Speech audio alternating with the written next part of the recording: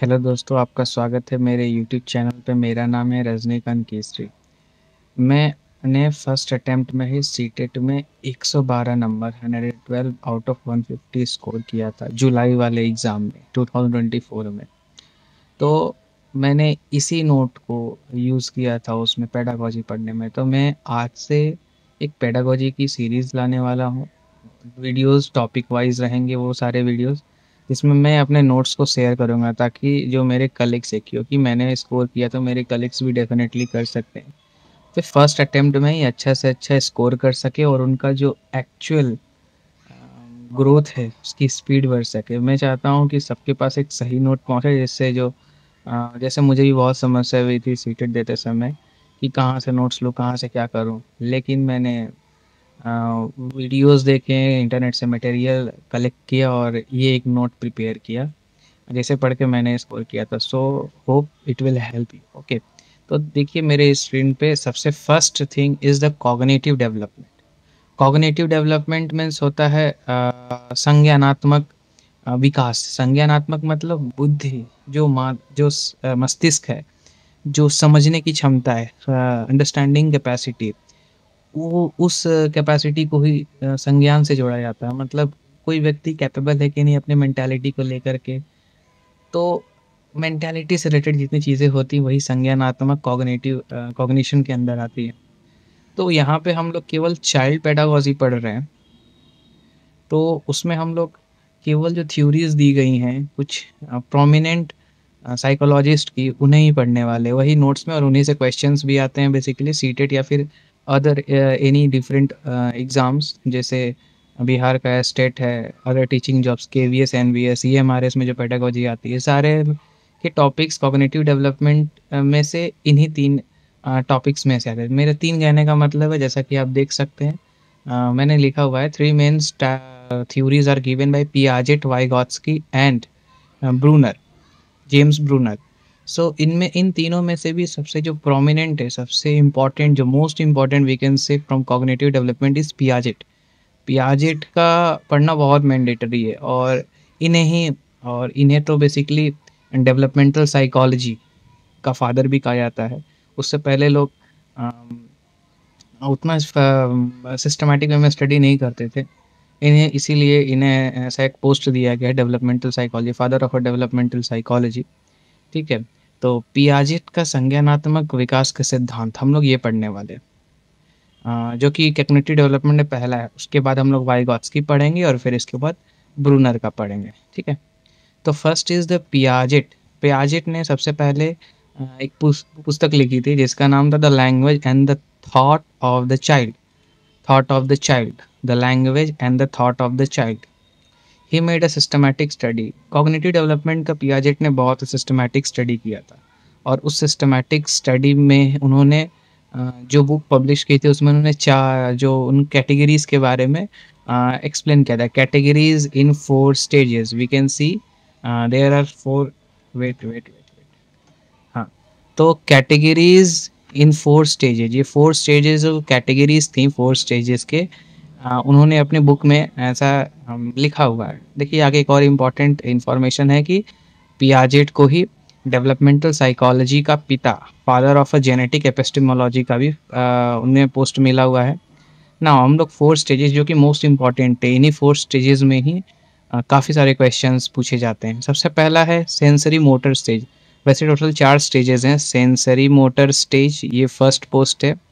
Actually ये scan किया हुआ है इसीलिए ऐसा हो जा रहा है, नो प्रॉब्लम। ये सेंसरी मोटर स्टेज है। दूसरा है प्री ऑपरेशनल स्टेज। ये है 2 से 7 साल के बच्चों में पाया जाता है। सेंसरी मोटर स्टेज जो अप टू 2 ईयर्स, मतलब पैदा होने से लेकर के 2 वर्ष तक में पाया जाता है। तीसरा है concrete operational stage. Concrete operational stage 7 से 12 तक में पाया जाता है, और फॉर्मल ऑपरेशनल स्टेज 12 से लेकर के मृत्यु पर्यंत, मतलब up to death, till death माना जाता है। अब जीन पियाजेट ने इन सारे स्टेजेस में कुछ इम्पॉर्टेंट चीज़ें बताई हैं। इन सारे स्टेजेस की अपनी अपनी इम्पोर्टेंस है। जैसे पहला जो सेंसरी मोटर स्टेज है, नाम से ही समझ में आ रहा है कि सेंस और मोटर स्किल्स।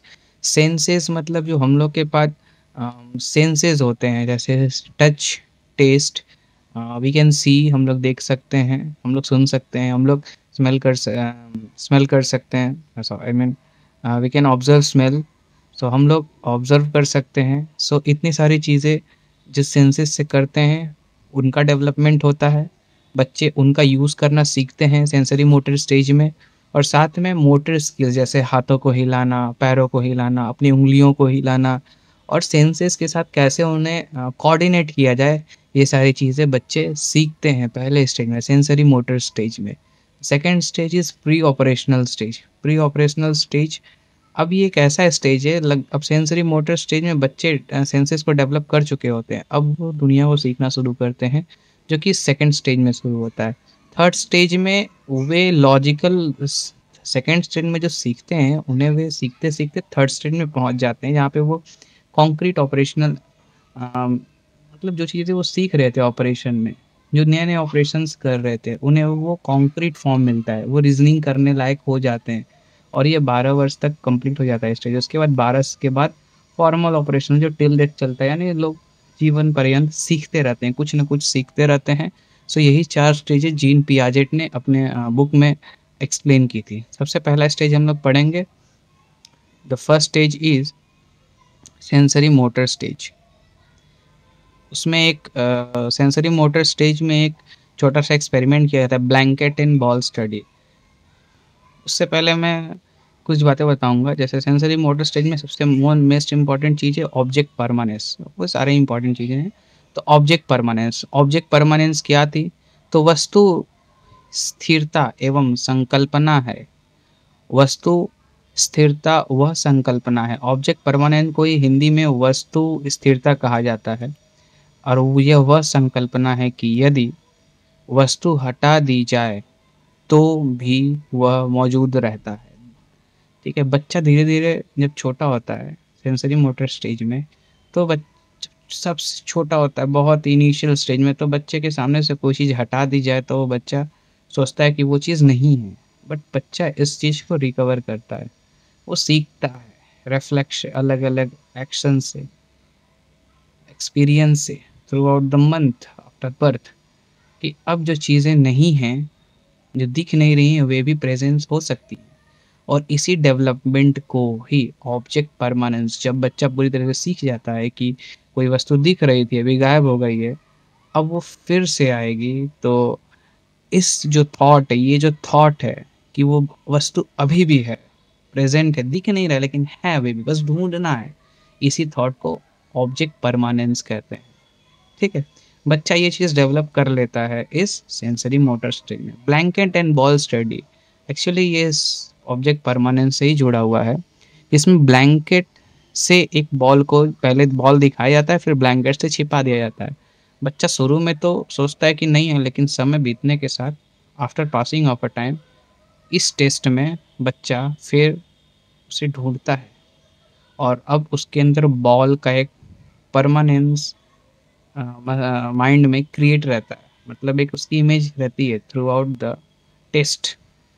सो ऑब्जेक्ट परमानेंस का एक टेस्ट किया गया था ब्लैंकेट एंड बॉल स्टडीज। दूसरा है गोल डायरेक्टेड बिहेवियर। बच्चा धीरे धीरे इसमें गोल डायरेक्टेड बिहेवियर भी सीख जाता है। गोल डायरेक्टेड बिहेवियर मतलब मेरे को ऐसा करना है तो करना ही है। इट मीन्स कि एक चीज़ उसे दिख रहा है कि मुझे वो टॉफ़ी खाना है। अब पेरेंट्स को पता है कि टॉफ़ी बच्चे को परेशानी कर सकता है, उससे पेट खराब कर सकता है या फिर बीमारियां भी ला सकता है अगर केमिकल ज़्यादा हार्ड है उस टॉफ़ी में, तो पेरेंट्स नहीं देते हैं। लेकिन जब बच्चा उसे पाना चाहता है तो वो बहुत तेज रोएगा। अगर रोना भी काम नहीं करेगा तो वो जा कर के उनके सामने अलग अलग तरीके से प्रेजेंट करेगा, तो ज़मीन पे लेटने लगेगा, अपने कपड़े उनके खींचने लगेगा अपनी तरफ, या फिर उनको परेशान करेगा अलग-अलग तरीके से, ठीक है? तो ये सारी चीज़ें वो करता है उस टॉफ़ी को पाने के लिए, तो उसका गोल था टॉफ़ी, और उस टॉफ़ी को पाने के लिए ही वो ऐसी चीज़ें करता है। और इसे ही कहते हैं गोल डायरेक्टेड बिहेवियर। सो इस बिहेवियर को भी बच्चा सेंसरी मोटर स्टेज में ही सीख जाता है, जो कि 0 से 2 वर्ष तक में माना जाता है। बेसिकली गोल डायरेक्टेड बिहेवियर बच्चा अपने सेंसरी मोटर स्टेज के आखिरी समय में सीखता है। यह सोचना शुरू कर देता है कि वह क्या हासिल करना चाहता है और उसे कैसे हासिल करना है और फिर उसे वो करता है। ठीक है, नाउ सेंसरी मोटर स्टेजेस के कई सब स्टेजेस हैं, ये इतने इंपॉर्टेंट भी नहीं है, so we can skip it. ठीक है, second thing is the pre operational stage. Okay चलिए, तो second thing is pre operational stage, पूर्व संक्रियात्मक अवस्था, थ्री मेन माउंटेन टास्क। ठीक है, तो हम लोग टास्क के बारे में बाद में पढ़ेंगे, फिलहाल हम लोग देखते हैं what is pre operational stage. Pre operational stage 2 से लेकर 7 वर्ष तक के बच्चे में होता है। सेंसरी मोटर स्टेज के बाद का ये स्टेज है। बच्चा सेंसरी मोटर स्टेज में काफ़ी चीज़ें सीख चुका है। बच्चा कैसे ऑब्जेक्ट परमानेंस सीख चुका है बच्चा सेंसरी मोटर स्टेज में। सेंसरी मोटर स्टेज में बच्चा और कई सारी चीज़ें भी सीख चुका है, बट वो उसके पर्सनल लेवल पे थी। Direct goal directed behaviour other things वो बस पर्सनल लेवल पे थी। अब बच्चा क्या है, अब थोड़ा सा सोसाइटी से मिलना शुरू कर रहा है। अब अब वो उतना कैपेबल हो चुका है, चलना सीख चुका है, दौड़ रहा है, मोटर स्किल्स अच्छे से डेवलप हो चुके हैं, चलने लायक तो चल रहा है, काम भर चीज़ें वो सीख चुका है। तो अब बच्चा सोसाइटी से थोड़ा सा मिलने जुलने लग रहा है।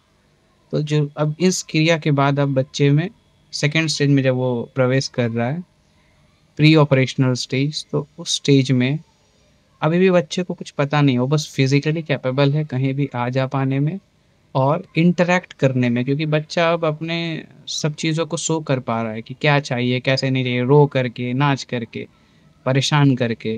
ठीक है, वो अपने रो करके बता रहा है कि मुझे भूख लगी है, मुझे वो टॉफ़ी चाहिए, मुझे वो सामान चाहिए, रो करके बता रहा है मुझे घूमने के लिए जाना है, और इस तरह की चीज़ें वो बता दे रहा है। लेकिन अब प्री ऑपरेशनल स्टेज जो कि सेकंड स्टेज है, वो है पूर्व संक्रियात्मक अवस्था। Okay, so lack of reasoning, thinking, everything, सब कुछ उसके पास अभी एब्सेंट है। वो बस कैपेबल है चल पाने में, दौड़ पाने में। चलिए देखते हैं कि आगे क्या है। तो second thing is the egocentrism. Egocentrism, आत्मकेंद्रता। बच्चा बहुत ईगोइस्टिक हो जाता है इस स्टेज में। बच्चे को लगता है, बच्चे दूसरे की भावनाओं को समझ नहीं पाता। बच्चों में आत्मकेंद्रिता आ जाती है, जिससे बच्चे किसी दूसरे के दृष्टिकोण को नहीं समझते हैं। असमर्थता। ठीक है, यानी बच्चा को लगता है कि जो वो चाहता है वही सही है, दूसरे सब बाकी सब गलत है। अगर उसे लगता है कि उसे टॉफ़ी खाना है तो यही दुनिया में सबसे सही काम है, बाकी अगर दूसरे जो मना कर रहे हैं वो गलत है। उन्हें वापस सोचना चाहिए कि बच्चे को खिलाना ही है। तो ऐसी जो सोच है ईगोसेंट्रिज्म, वो बच्चे में डेवलप होती है। इसके बाद second thing is the animism. Animism, ध्यान दीजिएगा कि बच्चा अभी कैपेबल है, लॉजिकल रीज़निंग नहीं कर पा रहा इस वक़्त। यहाँ पे लैक ऑफ रीज़निंग है, यहाँ पे थिंकिंग एवरीथिंग, वो सोच ही नहीं पा रहा, वो बस रिएक्ट कर रहा है। ठीक है, बच्चा अभी सोच नहीं पा रहा, उस पे लैक ऑफ रीज़निंग है। सेकंड थिंग इज़ जीववाद, एनिमिज़्म। बच्चे जैसे डेड, जैसे समझ डॉल है, डॉल में बच्चा सोच रहा है कि इसके पास पावर है, डॉल खेल सकती है, रोबोट चल सकता है। ठीक है, जो खिलौने हैं जैसे छोटे डॉल्स, जैसे स्पाइडरमैन और फिर अदर जो छोटे-छोटे जो प्लास्टिक के खिलौने आते हैं, बच्चे उनके साथ प्ले करते हैं, स्टोरी प्ले करते हैं बच्चे, उन्हें कपड़े पहनाएँगे, उन्हें खाना खिलाएँगे, ठीक है? तो ये सारी चीज़ें जो उनके दिमाग में क्रिएटेड रहती हैं, ये होता है ईगोसेंट्रिज़्म, ठीक है? सॉरी, ये होता है एनिमिज़्म, जीववाद, कि मरे हुए चीज़ में भी वो जीव को ढूँढ रहे हैं। एनिमिज़्म मतलब एनिमेशन क्रिएट कर रहे हैं एक तरह से वो डेड बॉडीज़ के अंदर। Third thing is the irreversibility, अपरिवर्तनीयता। इरिवर्सिबिलिटी मतलब इस वक़्त बच्चा, ध्यान दीजिएगा, रीज़निंग नहीं कर पा रहा है, सो उसके हिसाब से बच्चा रीज़निंग नहीं कर पा रहा है, सो उसके हिसाब से अगर कोई घटना घट जा रही है, अगर कोई घटना घट जा रही है, तो वापस से ठीक नहीं की जा सकती, क्योंकि वो रीज़निंग नहीं कर पा रहा है, तो वो थॉट प्रोसेस ही नहीं कर पा रहा है। वो सीख रहा है, नहीं, रिएक्ट कर रहा है, लर्न कर रहा है, लेकिन वो सोच नहीं पा रहा है, रीज़निंग कैपेबिलिटी नहीं है उसके अंदर इस एज में, 0 से 7 सॉरी 2 से 7 वर्ष के बीच में, ठीक है? इरिवर्सिबिलिटी से तात्पर्य ये है कि बच्चे, I mean childrens are unable to reverse the step of an action in front of them, okay? Third thing is pretend play. Pretend play, pretend play के माध्यम से बच्चे खुद को अभिव्यक्त करना सीखते हैं और व्यस्क और सांस्कृतिक भूमिका को, अब बस सोसाइटी में जा रहे हैं बच्चे, लॉजिकल रीजनिंग तो कर नहीं पा रहे हैं, जो फादर मदर उनके सामने प्रेजेंट करते हैं, जो सोसाइटी में उनके सामने होता है, उन्हें ही वो बच्चे खेलते हैं। जैसे मुझे याद है बचपन में हम सभी खेलते हैं, हम सभी किसी न किसी तरीके से खेलते हैं, ग्रुप बना कर खेलते हैं, ठीक है? और पेरेंट्स की तरह बिहेव करना, फादर की तरह बिहेव करना, मदर की तरह, टीचर की तरह बिहेव करना, रोल प्ले करना, ये सारी चीज़ें इसी एज में होती है। ध्यान दीजिएगा, बच्चे रीज़निंग नहीं कर पा रहे, वो बस रिएक्ट कर रहे हैं, चीज़ों को देख रहे हैं, सीख रहे हैं, रिएक्ट कर रहे हैं, देख रहे हैं, सीख रहे हैं, रिएक्ट कर रहे हैं, पर उनमें रीज़निंग नहीं है। Third stage is the concrete operational stage, जो 7 से 11 वर्ष या 12 वर्ष तक मानी जाती है। इस स्टेज में बच्चे अब रीज़निंग अपनी डेवलप कर लेते हैं, क्योंकि वो सीख चुके हैं। अब उन्हें रीज़निंग करनी, मेन कैपेसिटी इंक्रीज़ हो चुकी है, मेंटल कैपेसिटी। ध्यान दीजिएगा, हम लोग अभी जीन पियाजेट की थ्योरी पढ़ रहे हैं। जीन पियाजेट थ्योरी ने 4 स्टेजेस में डिफाइन किया था, और ये 4 स्टेजेस में से हम लोग तीसरा स्टेज पढ़ रहे हैं। पहला स्टेज था हम लोग का सेंसरी मोटर स्टेज, जिसमें वो सेंसेस और मोटर स्किल का डेवलपमेंट हुआ था। Second was the pre operational stage, जहाँ पे सब कुछ अनेबल, मतलब किसी भी सेंस और मोटर स्किल्स तो डेवलप थी, पूरी तरह से नहीं, काम भर की डेवलप तो थी, लेकिन रीजनिंग कैपेबिलिटी नहीं थी। फिर भी वे चीज़ों को देख सीख रहे थे, सोसाइटी में जा रहे थे सबसे through the parents, obviously through the parents, और उन्हें रोल प्ले के माध्यम से सीख रहे थे, बट वो रीजनिंग नहीं कर पा रहे थे, ठीक है? Now third thing is the concrete operation, जहाँ पे वे रीजनिंग कर पा रहे हैं। बिगिन टू अंडरस्टैंड रीजनिंग, मूर्त संक्रियात्मक अवस्था, कॉन्क्रीट ऑपरेशनल स्टेट 7 से 12 वर्ष के बीच में मानी जाती है। नाउ फर्स्ट इज कंजर्वेशन, संरक्षण। कहता संरक्षण, तो संरक्षण, बच्चा यह समझता है कि किसी पदार्थ या वस्तु का रूप बदलने से उसकी मात्रा, समग्र आयतन या द्रव्यमान नहीं बदलता। जैसे समझ लीजिए कि मेरे पास 2 ग्लास है, समझ लीजिए मेरे पास 2 ग्लास है। एक ग्लास बहुत लंबा लेकिन पतला सा है, और दूसरा ग्लास बहुत मोटा और छोटा सा है। तो अब इस स्टेज के बच्चे ये समझते हैं कि दोनों का अगर दोनों में पानी बराबर ही आएगा, ठीक है? लेकिन यही जो पुराना स्टेज था, फर्स्ट सेकंड वन, जिसमें बच्चे प्री ऑपरेशनल स्टेज में, जो 2 से 7 साल वाले बच्चे, उनमें नहीं था। वो लंबे में सोचेंगे कि ज़्यादा पानी आएगा, और शॉर्ट हाइट में सोचेंगे कि कम पानी आएगा, ठीक है? तो रीजनिंग कैपेबिलिटी डेवलप होगी, इसीलिए बच्चे अब इस बात को समझ पाएंगे कि हाँ, अब दोनों में पानी समान समान सा है। Second thing is reversibility.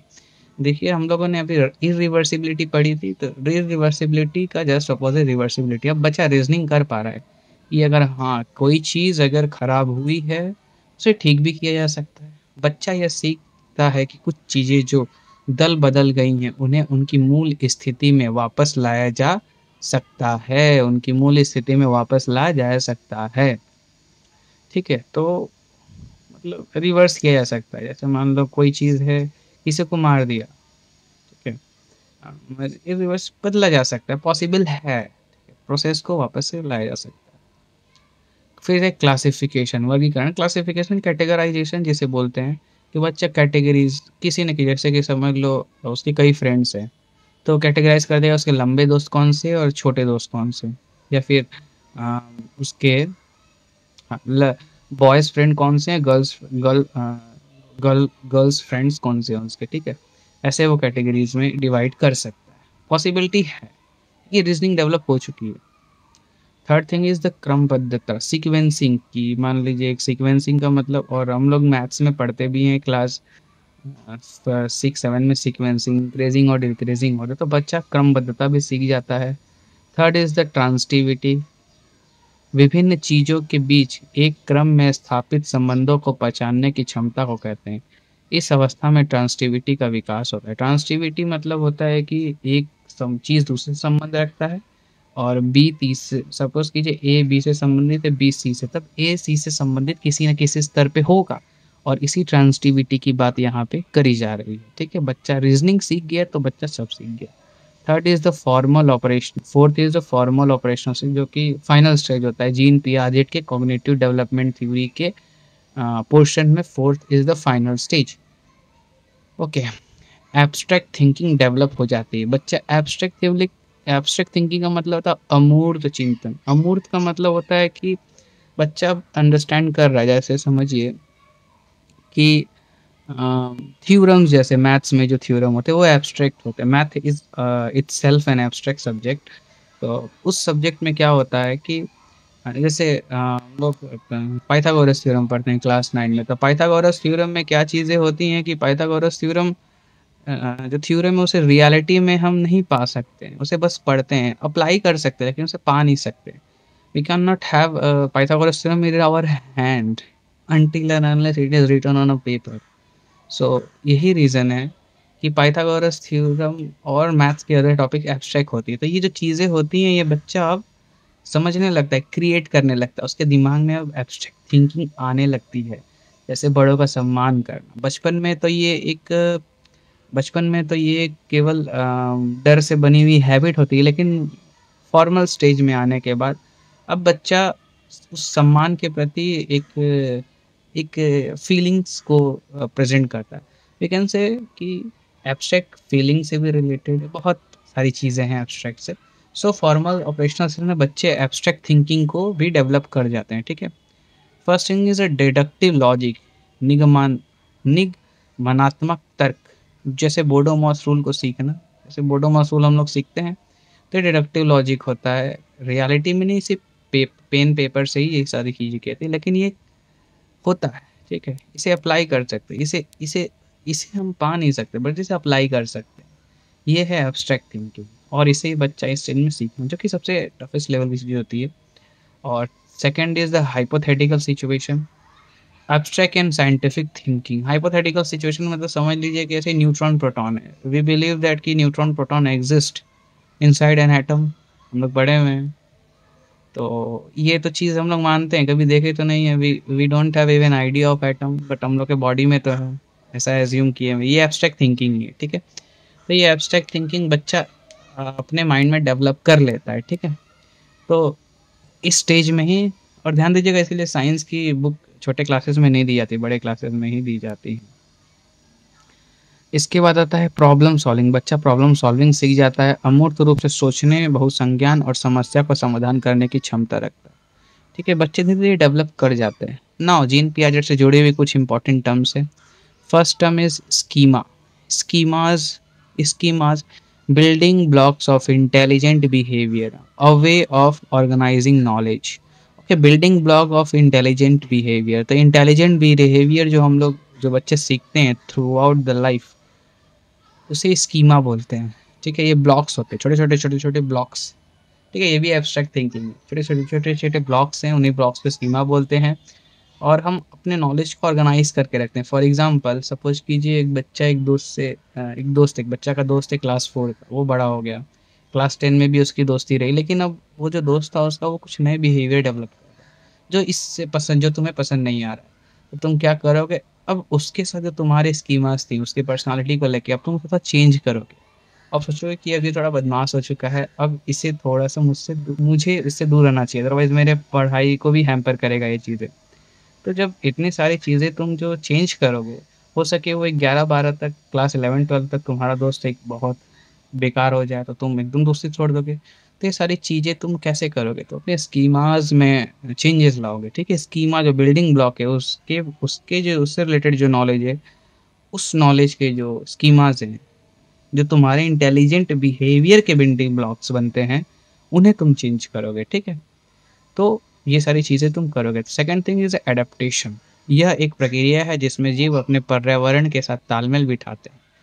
यह 2 प्रक्रिया में बटी हुई है, समावेश एसिमिलेशन, सेकंड इज़ समायोजन एक्कोमोडेशन, ठीक है?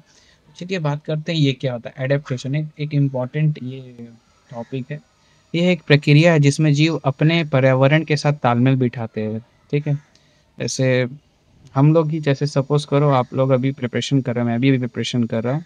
इस प्रिपरेशन के दौर पे हम लोग अलग-अलग जगह पे एग्ज़ाम देने के लिए जाते हैं। एग्ज़ाम देने जाते समय वहाँ के लोग अलग मिलते हैं। तो हम लोग शॉर्ट स्पैन ऑफ टाइम के लिए हम लोग कुछ एडॉप्ट करते हैं। जैसे घर पे खाना मिल जाता है, वहाँ खाना मिलेगा नहीं, तो हम लोग एडजस्ट कर जाते हैं। वहाँ मेस या फिर होटल या फिर ढाबा पे जाके खाना खा लेते हैं उन 2-3 दिनों के लिए, जितने दिन एग्ज़ाम चलता है। तो ये सारी चीज़ें ही एडॉप्टेशन है। According to Jean Piaget, adaptation 2 part से, फर्स्ट इज़ एसिमिलेशन, आत्मसात्करण, सेकंड इज़ समायोजन, एक्कोमोडेशन। एसिमिलेशन क्या है? It refers to the process by which new objects and events are grasped or incorporated within the scope of existing schemas. It refers to the process by which new objects and events are grasped or incorporated within scope of existing schemas.